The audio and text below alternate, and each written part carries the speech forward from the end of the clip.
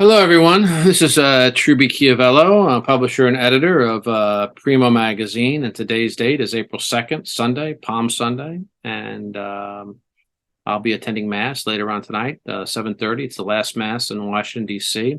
As always, it's my parish, St. Mary Mother of God Church at 727 5th Street, Northwest. That's in Chinatown. It's right near the Building Museum, actually.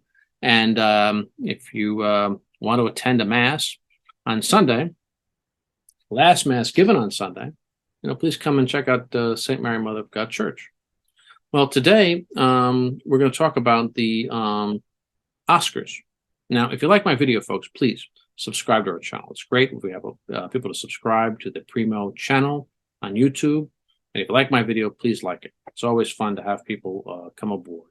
And if you have comments, please make them. Any corrections? If I got something wrong, please tell me about it, and I'll correct it. So, please let me know. But the Oscars, and the title of this telecast is the Oscars, the good, the sad, and the controversial. And you'll understand what that's all about when we get into the presentation. This is a play on the words of The Good, the Bad, and the Ugly, the film that Sergio Leone made back in the 1960s. And he's indicative because he never won an Oscar, but his film is still considered one of the best films among a group maybe of 20, 30 that were made. And that just goes to show you that if you don't win an Oscar, don't worry about it. If your film is really good, the people will appreciate it and people will love it and it'll have a great legacy down the road. But if you win an Oscar, that's great because that can bring a lot of attention to your film. And as we Italian Americans, we love to tune in to the Oscars because we tend to be a visually oriented people. And this is the Super Bowl of the visual arts. Cinema includes everything on a visual basis, also sound, of course. And it's great to tune in and see your favorite actors and see the film that you're rooting for win. Now, Italians have had a serious contribution in cinema. And how have they played with regards to how's that played out for them regards to the Oscars? Well, I've done a lot of research on this, and I have to say we've been snubbed more than we should. We probably should have won a lot more Oscars than we did, but we'll get into that more later. And that's also part of this program. I think you're going to see how that comes in. You have to excuse me a little bit. It's springtime. The flowers are great, and the cherry blossoms are great. But for me, it's not too great because I have to take water and I have to drink it because I get a very dry throat, sore throat when this happens because of allergies. So, salute. But anyway, getting back to this presentation as to the Oscars, the telecast was done, March 12th.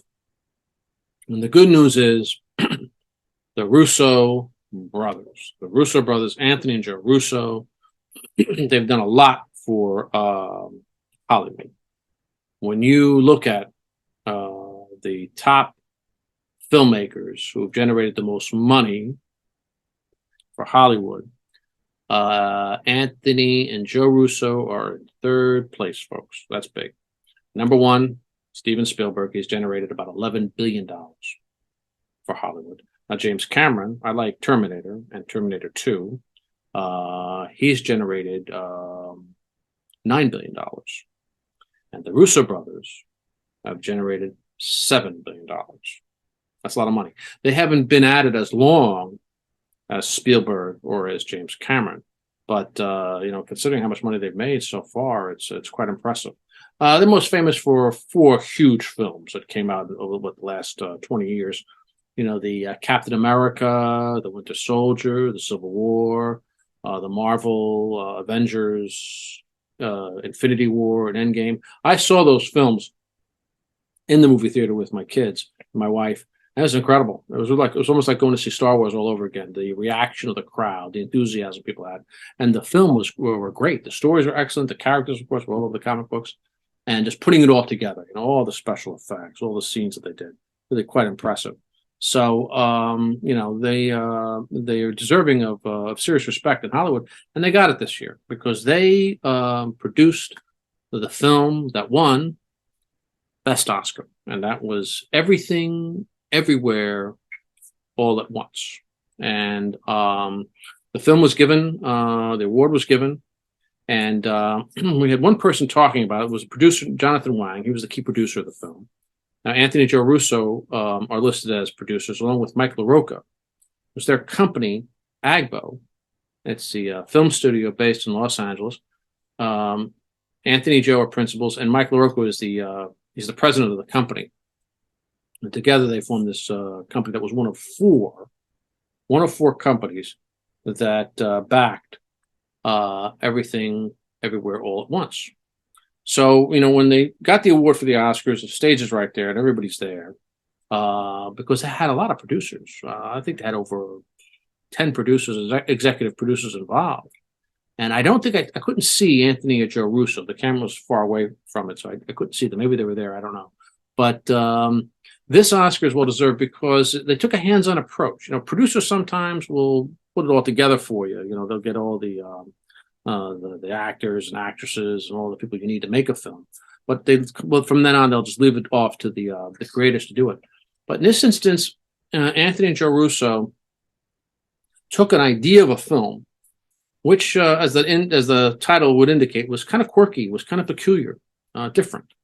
And how to take a film like that, which is kind of surreal, dreamy, a bit of a fantasy, a bit of a sci-fi, and craft it into a production that can appeal to audiences.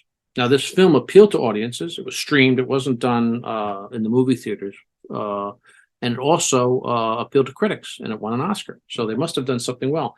The theory that they wanted to apply for this film was 3 stages. Now, this is Agbo. This is a company. You got people involved.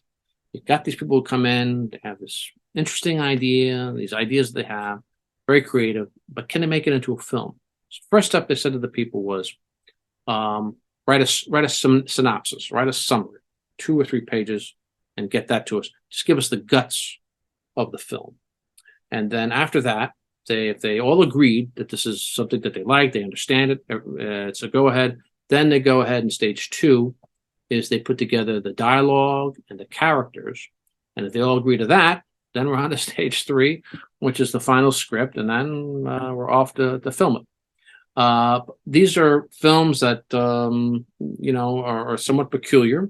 And for instance, this film, my daughter saw it. My daughter Dima saw it. I said, how did you like the movie? And she said, I loved it. It was great. And then when I asked her, what was it about? And she kind of, it's about this, it's about that, and she was somewhat perplexed by it all. And it was reminiscent of me when I was her age. I was going to watch 2001: A Space Odyssey by Stanley Kubrick. It was going to be uninterrupted on Channel 13, which was the public television station. And my mother was there with me watching this. In the beginning, of course, if you know anything about this movie, the beginning is incredible music, and you see the sun, and then the earth comes and what have you. And then we go to we see primitive man and apes and other things. And my mother had to leave and go on she had to run some errands that day. And it was on the weekend.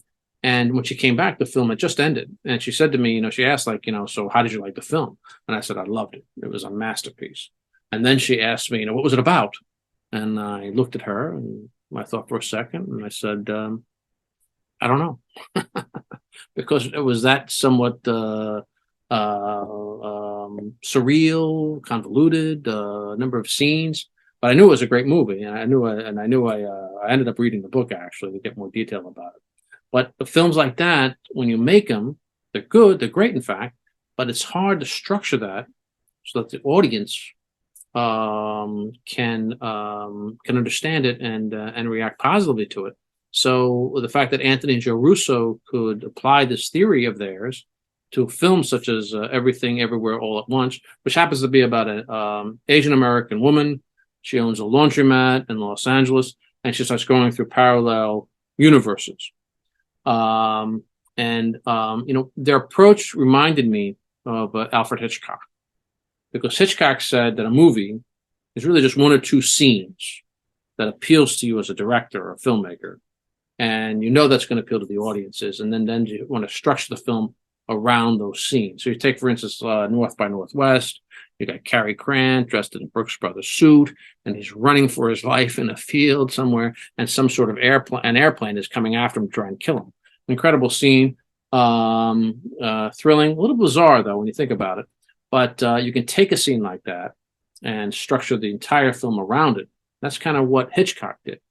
And so Anthony and Joe Russo's approach to making films that are a little bit alternative, a little bit out there, was reminiscent of that. So we wish them well to win an Oscar after all these years making films that were very successful for Hollywood, financially speaking, is very, very important. So I wish them well. Well, that was the good news. Okay. Now, what was the bad news, or more pointedly, more accurately, the sad news of this year's Oscars? Well, about 3/4 of the way into the broadcast, as always, is the In Memoriam. This is where the Academy pays tribute to the actors and actresses, but also the directors, cinematographers, what have you, who passed away. Now, they didn't pass away necessarily last year. It's between the two telecasts. So anybody who died during that period of time, unfortunately, they will be included in a tribute. And there's beautiful music that's played. This was introduced by John Travolta this year, and you saw the montage, you saw the photographs of the people who passed away. Most notably for the Italians was Gina Lollobrigida. She died this year, and they had Ray Liotta. And now, after I saw this, it was very well done on the telecast, March 12th. After it was over, I said to myself, gee whiz, they didn't include Paul Sorvino. Paul Sorvino. And sure enough, he was not included. Now, a couple of other famous Italian-American actors and actresses were not included also. And his daughter, Mira Sorvino, an actress, immediately got on social media, her Twitter site, and complained about it. And none of people agree with her and were surprised by that. But Paul Sorvino was very worthy of inclusion in the In Memoriam. He started out back in the early 70s, started out in theater. And he made his way with the first thing that he really was that championship season, which was a play written by a good friend of his, Jason Miller, who was from Scranton, Pennsylvania. And Jason Miller, he played the priest in The Exorcist, which was directed by William Friedkin. Now, William Friedkin would direct Paul Sorvino in The Brinks Job, opposite Peter Falk, and then he would direct Paul Sorvino as a detective in Cruising, a film he made back, I think it was 1979, 1980. He played opposite of Al Pacino. This gives you kind of an idea of who Paul Sorvino was. He was always in films. He had significant roles, just right after the main stars. He, for instance, was in a film opposite James Caan as the gambler. He was his buddy. And this is kind of what he did. I remember him, first and foremost, in the early 1970s. I was waiting to watch Planet of the Apes on CBS. And, when you're a kid, you're all excited about it. So I think it was going to be shown on 9 o'clock on CBS. And so before I had to get there, we had some sitcoms, one of which was a sitcom they were introducing back then. Well, We'll Get By was the title of it. And it was done by Alan Alda. Well, Paul Sorvino was the main character in that sitcom. It was about a father and wife, who were husband and wife who had a family in New Jersey. They were trying to, make ends meet. And he was a big man, very Italian, and so you could put him in roles like that, with some stature. He appeared in another TV show that I remember. It had its beginning on an episode of The Streets of San Francisco. So here he is. He's playing opposite of Carl Malden and Michael Douglas. And it was Burt D'Angelo Superstar. And he plays this detective from New York who relocates to San Francisco, which is very good, by the way. And, he did a lot of television. I liked him best in Law and Order. I mean, this is pretty impressive. And right around 1990, I guess, he was in Goodfellas with directed by Martin Scorsese. He played Paul Cicero, one of the gangsters. opposite of Jimmy Conway, Robert De Niro's character, and Ray Liotta's character, and Joe Pesci. A big film, and he was in that. And then a couple of years later, he was in Oliver Stone's film Nixon, when he played Henry Kissinger. Now, if you're a fan of Star Trek and Star Trek: The Next Generation, you probably notice him as the brother, the human brother of the character Worf, who was a Klingon in that series. So he was in a lot of stuff. Now, he was born in Bensonhurst, April 13th, 1939. And he died on July 25th in 2022. He was about 83 years old. And he was somebody who loved being Italian. And his mother was a piano teacher. She was from Molise. And his father was an immigrant from Italy, from Campania, right outside Naples. He grew up.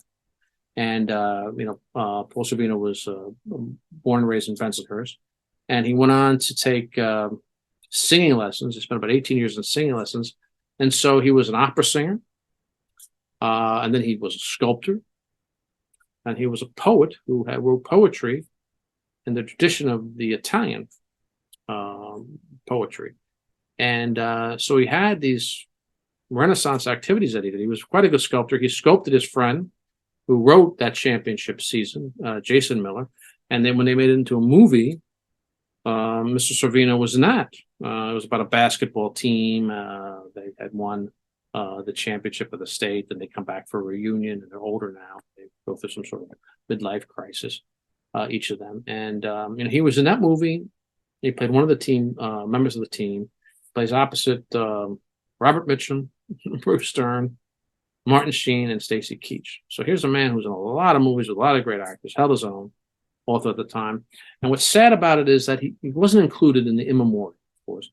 And what's sad about it really is, before we get there, let's just also note that if you had to pick the most 10 heartwarming scenes from the Academy Awards that occurred, you would certainly pick the situation when his daughter, Mira Sorvino, in 1996 wins Best Supporting Actress.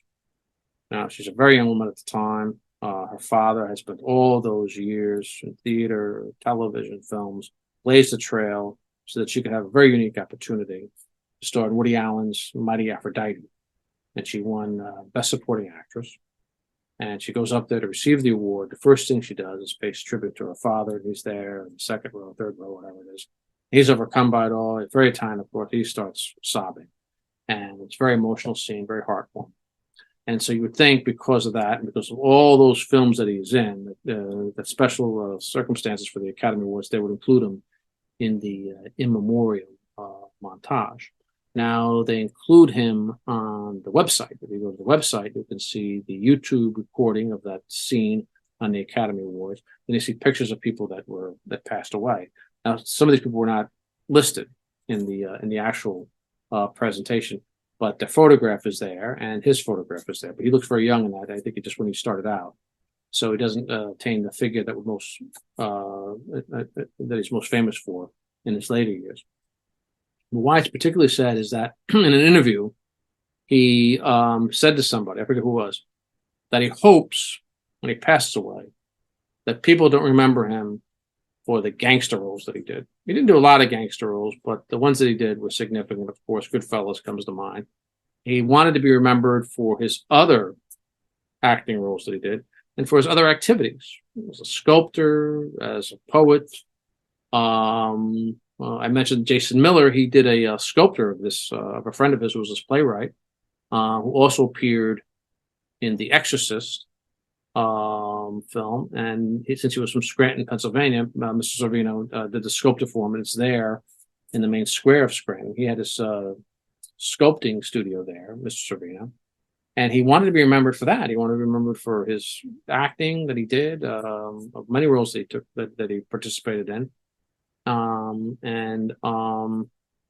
His sculpting and his poetry and his opera singing was quite significant as an opera singer, quite good. And what's sad, of course, is no, he wasn't remembered for that, and he wasn't even remembered for his gangster films. This wasn't included at all in the In Memoriam tribute. I think it's very sad.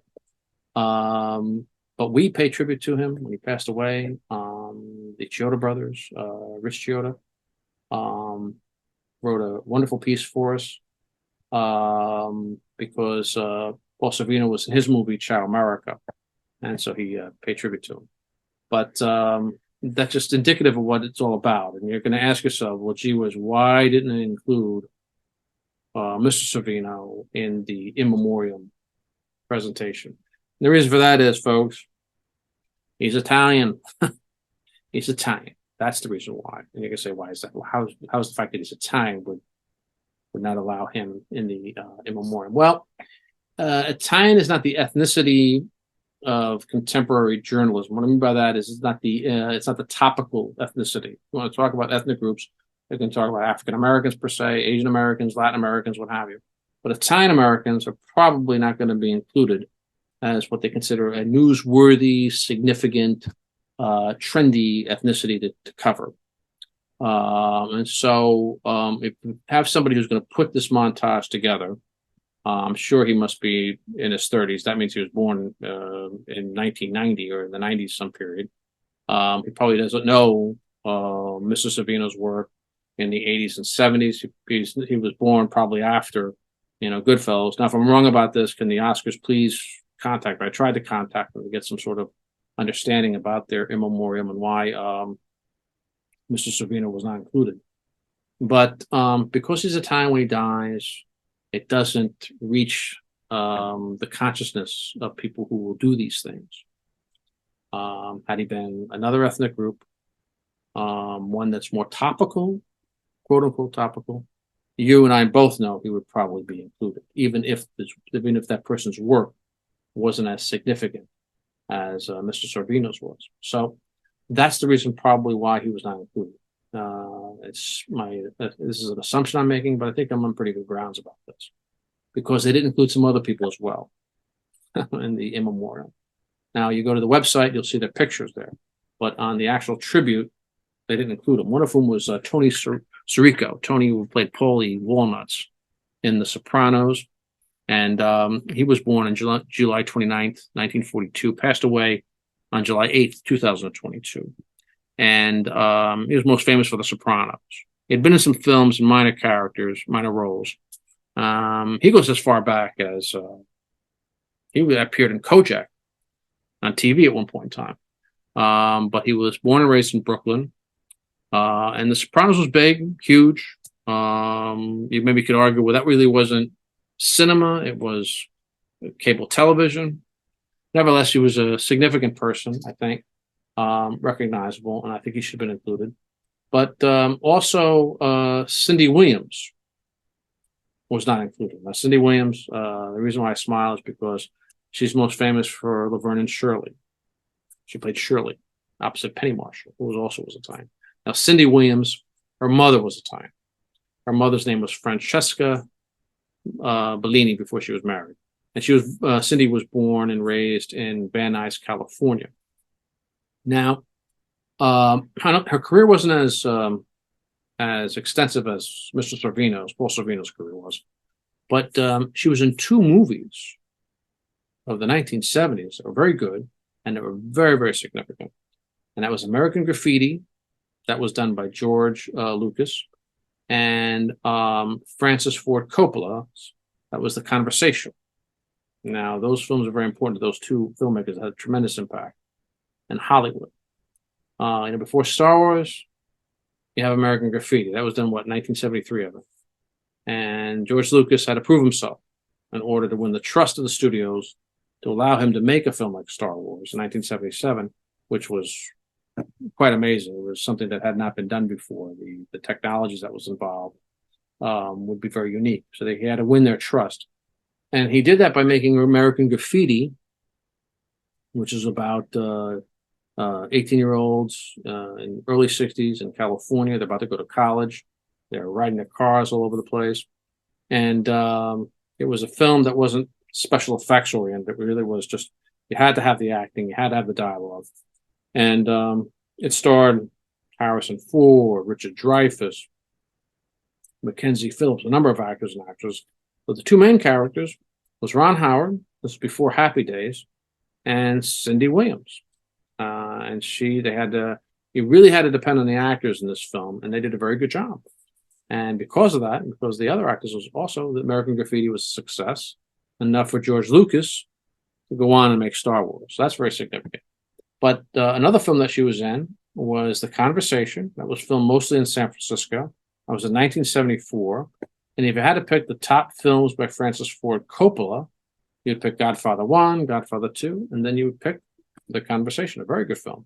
It had to do with Gene Hackman was the star in it, and he plays a person who's trying to watch people through video cameras and sound recordings.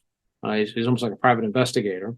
And Cindy Williams plays the person he's watching, along with Frederick Forrest.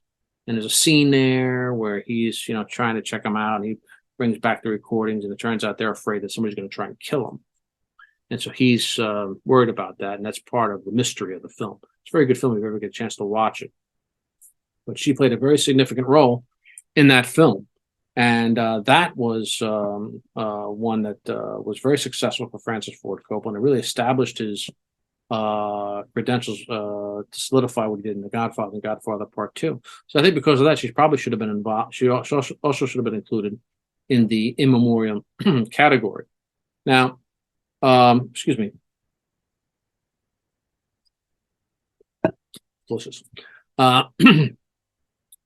She was also, we talked about Cindy Williams, and in the Oscars, they were not included in the In Memoriam category, but another person was included. Not only was not included in the montage, but he's not included when you go to the website, see all the photographs of the people who passed away, and that's Robert Blake. So this is where it gets controversial. Should Robert Blake have been included at least in the website tribute? Now, he was born September 18th, 1933, and he died March 9th, 2023, just a few days before the Oscars.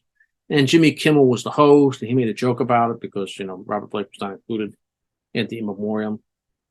His birth name was Michael James Gubitosi. I hope I'm pronouncing it correctly.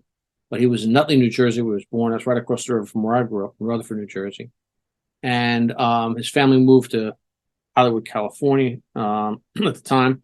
And he was in the Our Gang serials, Little Rascals, the Our Gang, the serials that took place. People think he was Porky. He wasn't Porky. He played another character. And he was a little bit taller than Porky. But he had been in maybe almost 100 episodes. And so he had a significant part to play in children's films of Hollywood. And then we got older. He was not a very tall man. He was short. He was in PT 109, which was a film about John F. Kennedy. He was in Pork Chop Hill. That was a big film. He also had a starring role in Cold Blood, was the film that was made based on the book by Truman Capote. And then later on in the 1970s, roll around, early 70s, he was in a film that I liked. I thought it was good. Was Corky was the name of it, and he plays a mechanic who wants to be a race car driver, and it was part of that deep South genre that took place at that time in the early 1970s. And then he was in Electra Blue, I think is the title of it. Maybe I'm wrong, but it sounds like the title of it. It's kind of a psychedelic style of film about motorcycle cops in Southern California, close to the desert. And I've never seen the film, but I've seen images of it. And it looks quite interesting. And people I know who have seen it, who are fans of 1970s cinema, rave about it. So he was in those two films. He was in a bunch of other films in the 1970s, but where he made his real big splash was Beretta. That was a TV detective, Beretta. He was famous for having a parrot on his shoulder. And everybody tuned in on that show. It was very popular. It was based on the Toma, I think was the gentleman's name, where he dresses up and disguises and goes undercover. And then he went on to do after that series ended, he went on to do something in, he played Jimmy Hoffa at one point in time in television. He always appeared on late night also, late night circuit. It was kind of funny, always had interesting things to say, but he came across to me as a little bit troubled. You know, he always talked about his events in and around Hollywood. He would sometimes mix it up with people, arguments, disputes, fights. Well, in 2002, he was arrested and charged with the murder of his second wife, Bonnie Lee Bakley. And at the time, I was a brand new father, so I really didn't follow the saga there all that much. But basically, he was there. You know, he took his second wife out to dinner at Vitello's in Los Angeles, a Italian restaurant, of course. And then they were leaving, and he parked the car on the corner someplace outside the restaurant. He had to go back in the restaurant. He had to go back in the restaurant and get a pistol he had. And while he was there, she gets killed. She gets shot and killed. Now, she had she'd been married many times, and so there was some speculation about the reason why she married Robert Blake. She was a lot younger than him. They had a daughter. Her name was Rosie. And so the speculation was that she was going to divorce him, and that was the whole purpose why she married him, was trying to get money from him. That's why he killed her. That was the suspicion. And apparently they had suspected that he had conspired with people that he knew in Hollywood who were stuntmen. Well, the pistol that he got inside the restaurant did not match the bullets that were used in the crime, and he did not have any residue on his hands. So when they took that case to court, he was eventually acquitted in 2004 of the crime. He was found not guilty. Now, it took him a while to get out of jail because of parole. I'm sorry, to get out on bail. So people were interviewing him while he was in jail. But when he was acquitted a year later, her children from other previous marriages sued him, and they sued him for like $30 million. And it was reduced down to $15 million. And you're looking at maybe 2006, he claims bankruptcy. So from that point onward, he kind of is there in Los Angeles, creates a website, YouTube channel, whatever it is. His jet black hair that he had goes white, and he becomes a caricature. He is reminiscent of O.J. Simpson because people think he did commit the murder, but he got away with it. But anyway, he passes away. He had all these years that he did prior to that event, prior to the murder and the suspicion of which he went to trial for. So the question comes down to, should he at least be included in the on the website, paying tribute to him, along with everybody else who passed away over the last 12 months? Should he just be remembered for his crime, that he was found not guilty? Again, he's reminiscent of O.J. Simpson and what happened in that instance. So I don't know. I have mixed views about it. I mean, yeah, if they couldn't prove it, but it looked like he might have committed the crime. Well, yeah, that's not good, obviously. But does that really detract from his contribution that he made to Hollywood? A lot of directors, a lot of filmmakers, unfortunately, that have been involved in trouble with the law in some capacity or not. And so we have to figure out, do we separate their personal afflictions, their crimes, from the profession, from what they contributed to Hollywood? And it remains to be seen. It remains a controversy to figure out what we do in the future with those kinds of situations. And so that's sums up the Oscars, at least for this year. I hope to have videos coming to you in the future about other Italian Americans who won awards or who should have won awards, and just see how Italy contributed to films that were also Oscar recipients. So I hope to have more videos to you in the future, and also some news from an Italian American perspective. I'm going to have to probably do something very soon because we have odd news that's happened that's going to be coming up also. So this is very important, a very important time for the country and for the Italian American community in particular. So I want to thank you very much for tuning in. I hope you found it interesting and enlightening, and because it's the Oscars, entertaining. But if you did, please like my video and please subscribe. It's always great to have people subscribe. It's always wonderful. I want to thank you very much on Palm Sunday. I want to wish you God's blessings. God bless you all. And hope to talk to you again very, very soon. Again, thank you for tuning in.